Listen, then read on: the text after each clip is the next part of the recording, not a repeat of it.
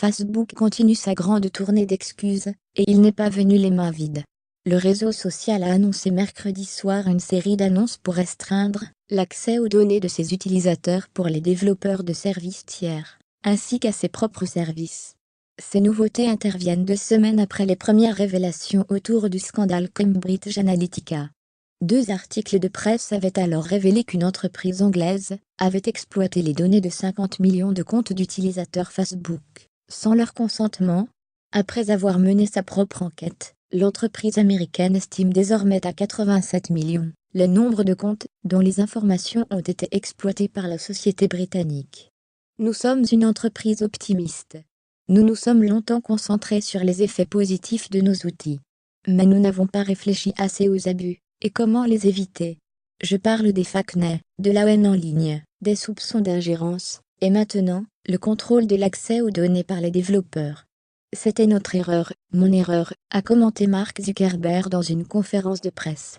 Nous devons réévaluer notre relation avec les utilisateurs, à tous les niveaux. Des informations sensibles, les annonces de Facebook se concentrent autour de 9 fonctionnalités, qui peuvent donner lieu à un recueil de données. Ces changements concernent aussi Instagram, son application de photos et de vidéos. Le réseau social annonce par exemple que les applications ne pourront plus accéder à la liste d'invités d'un événement ou les membres d'un groupe, qu'ils soient publics, privés ou secrets. Les services tiers utilisant le Facebook Login, qui permet de se connecter grâce à son compte Facebook, n'auront plus le droit de demander des informations sensibles sur les utilisateurs, comme leurs opinions religieuses ou politiques, leur statut marital, leurs études, ou leurs activités sur Facebook, comme de regarder une vidéo, ou de jouer à un jeu. Facebook confirme aussi que toute application ne pourra plus accéder aux données d'un utilisateur, si ce dernier n'a pas utilisé le service depuis 3 mois. Le réseau social annonce par ailleurs des changements au niveau du recueil de l'historique d'appels et des messages sur smartphone, une fonctionnalité qui avait inquiété beaucoup d'internautes. Elle permet à Facebook, sur certaines versions d'Android, de proposer les contacts préférés d'un utilisateur en tête de Messenger, son application de messagerie. Désormais, il promet de supprimer de ses serveurs toutes données vieilles de plus d'1 an.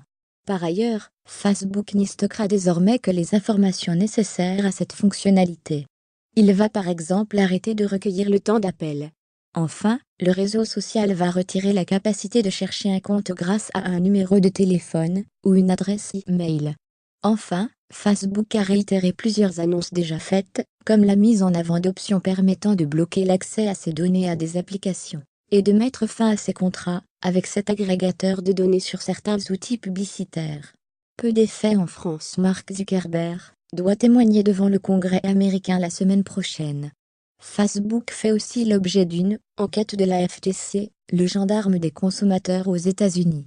En Europe, cette affaire arrive à un moment crucial pour l'industrie du web, bientôt soumise au nouveau règlement européen de protection des données RGPD.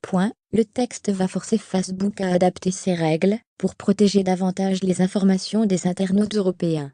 Je veux appliquer les mêmes règles de confidentialité en Europe et ailleurs dans le monde, mais pas forcément en utilisant le même format, a commenté Mark Zuckerberg à ce sujet, relativisant les informations d'un article de l'agence Reuters publié quelques heures plus tôt.